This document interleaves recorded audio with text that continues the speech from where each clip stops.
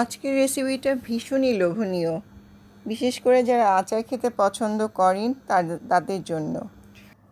আপনারা দেখে হয়তো বুঝে গেছেন আজকে আমরা কি করতে যাচ্ছি।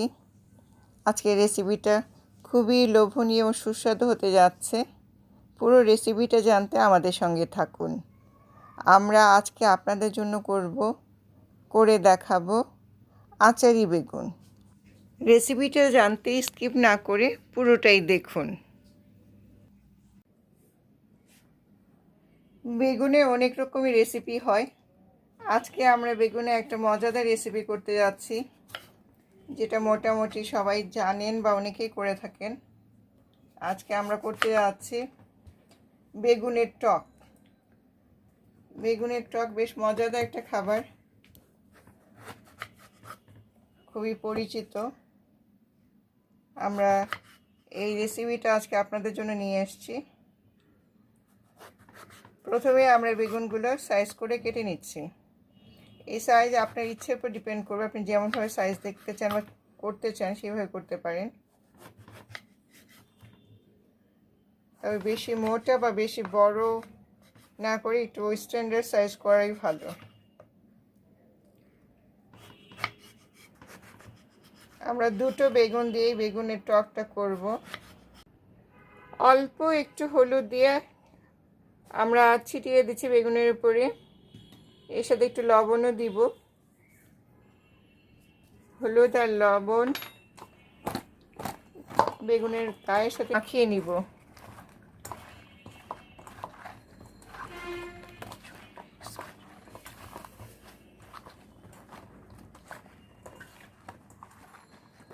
এটা আচারি বেগুন নামেও পরিচিত। গরম ভাতের সাথে বা পোলাওয়ের সাথে খেতে খুবই মজা লাগে। যারা বেগুন খেতে পছন্দ করেন বা অনেকে বেগুন খেতে পছন্দ করেন না, তারা এই রেসিপিটা করে খেয়ে দেখতে পারেন, খুবই মজা লাগবে। বেগুনগুলো ভাজার জন্য আমরা সয়াবিন তেল নিয়ে নিয়েছি। তেলটা গরম হচ্ছে। খুব ভালো করে বেগুনগুলো ভেজে নিতে হবে। সবগুলো বেগুন আমরা এক এক তেলের মধ্যে ছেড়ে দিচ্ছি।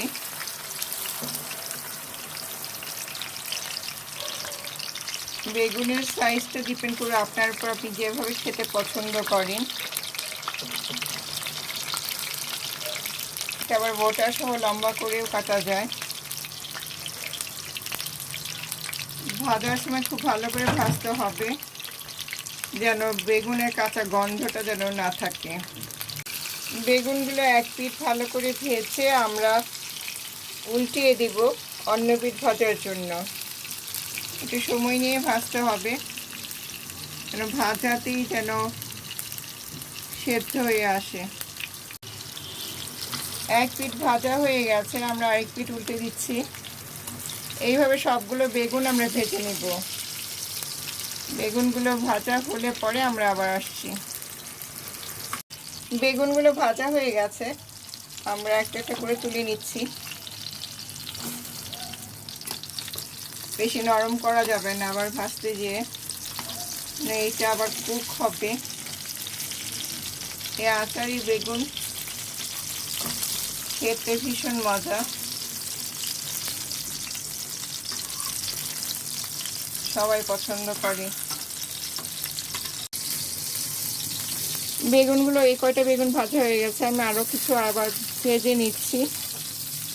সবগুলো বেগুন ভাজা হলে আমরা পরবর্তী স্টেপে যাচ্ছি।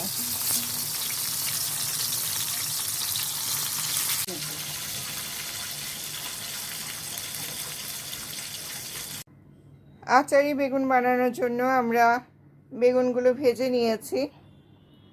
সবগুলো বেগুন ভালো করে ভেজে নিয়েছি। ভাজার পরবর্তী স্টেপে আমরা যাচ্ছি। আমরা বেগুনগুলো ভেজে নিয়েছি আচারি বেগুন করব বলে। এখন একটা পাত্রের মধ্যে সাদা তেল নিয়ে নিলাম।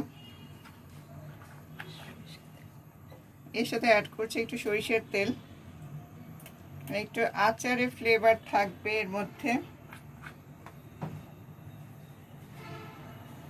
1 চামচ 5 ফোড়ন দিলাম,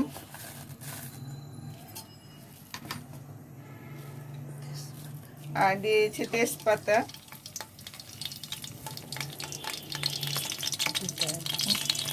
2টো এলাচ,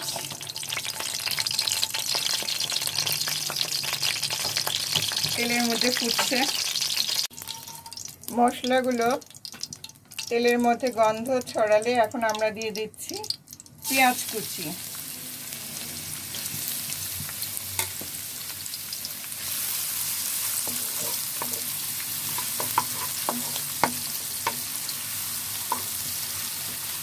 একটু ভালো করে নেড়ে নিব।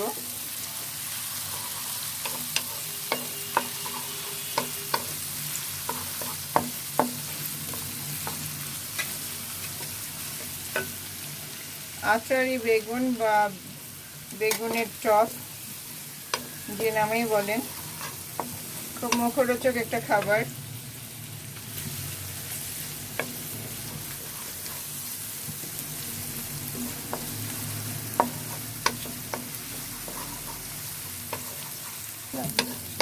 পাঁচ ফোড়নে বেশ সুন্দর একটা গন্ধ বেরিয়েছে সবগুলো মশলা মিলে।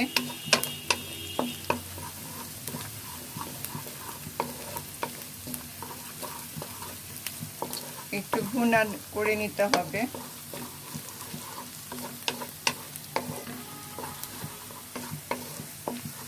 পেঁয়াজটা বা মশলাগুলো বেশি লাল করা যাবে না বা বেশি ভুনা যাবে না। এরপরে এর মধ্যে আমরা দিব আরো কিছু মশলা। আমরা এখন দিয়ে দিব 1 টেবিল চামচ পরিমাণ আদা রসুনের পেস্ট।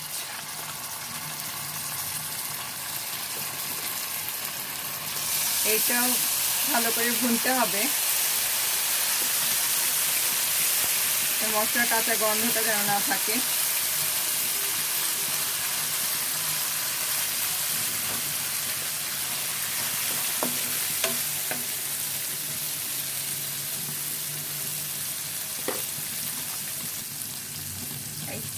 একটু লাল মরিচের গুঁড়ো দিচ্ছি, আমরা ঝালটা কম খাই বলে, যা আপনার ইচ্ছের উপর ডিপেন্ড করবে।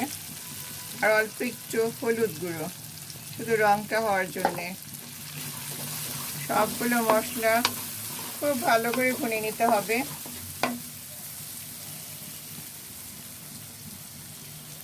আর দিয়ে দিচ্ছি পরিমাণ মতো লবণ।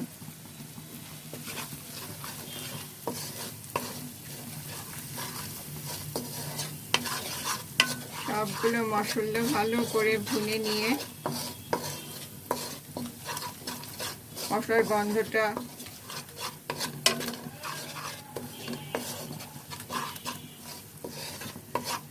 ছাড়াতে হবে।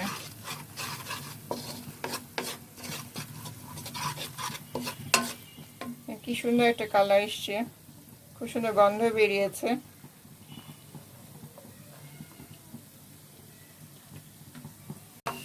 মশলাটা ভুনা হয়ে গেছে, এখন আমরা এর মধ্যে একটু পানি দিব।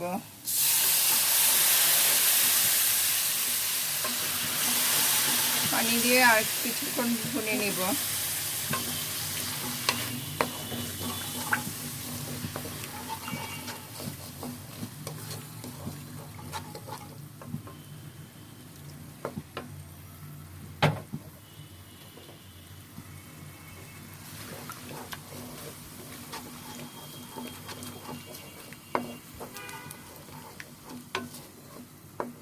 মশলাটা ভালো করে না ভুনলে কাঁচা গন্ধ থেকে যায় মশলার।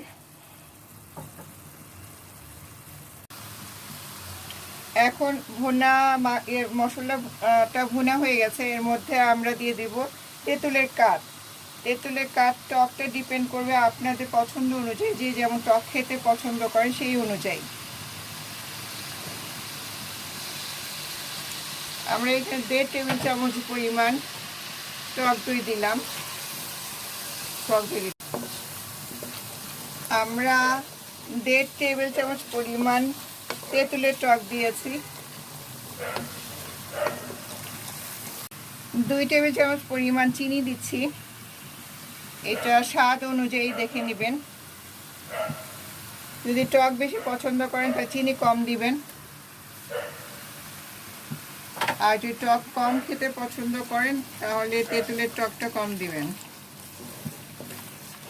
আচারি বেগুনের এইটাই হচ্ছে মেন ইনগ্রিডিয়েন্টস, তেঁতুলের টক। বেগুনগুলো ঢেলে দিচ্ছি মশলার মধ্যে। এই মশলাটা আমরা তৈরি করেছি বেশ সুন্দর করে তেঁতুল দিয়ে, বিভিন্ন মশলা দিয়ে। খুব সাবধানে নেড়ে নিতে হবে যেন বেগুনগুলো ভেঙে না যায়। বেগুনগুলো রান্না হওয়ার জন্য আমরা অল্প একটু পানি দিয়ে নিয়েছি। এই পানিতেই সেদ্ধ হয়ে যাবে পুরো বেগুনটা এবং আচারি বেগুনে রান্না হয়ে যাবে। মিডিয়াম আছে কুক হবে।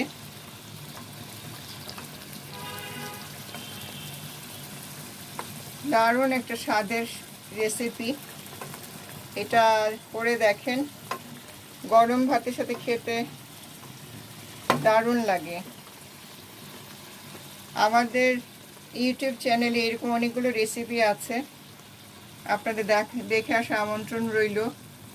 আর আজকে যারা আমাদের চ্যানেলটা প্রথম দেখছেন তাদের কাছে অনুরোধ থাকবে আমাদের চ্যানেলটা সাবস্ক্রাইব করার।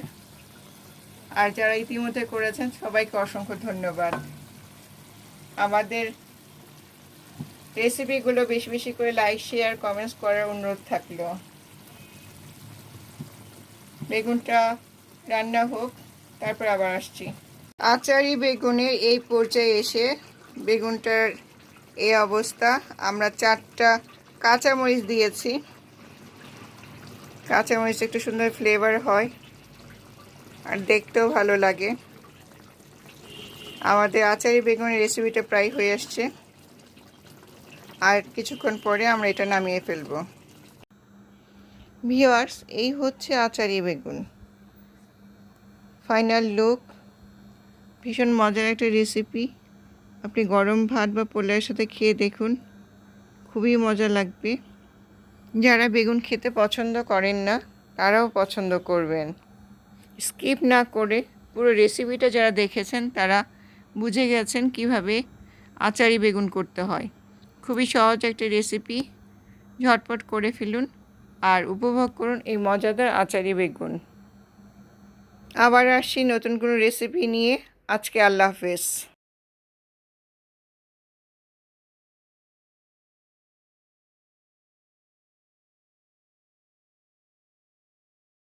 হয়ে গেল আমাদের আচারি বেগুন। খেতে অসাধারণ, খুবই সহজ একটা রেসিপি। আপনি করে দেখুন। পোলাওয়ের সাথে খেতে যেমন ভালো লাগে সেইভাবে গরম ভাতের সাথেও খুবই জমে যায়। বেগুন যারা খেতে পছন্দ করেন না তারা এই রেসিপিটাকে খুবই পছন্দ করবেন। একটা অভিনব বা নতুনত্ব আছে।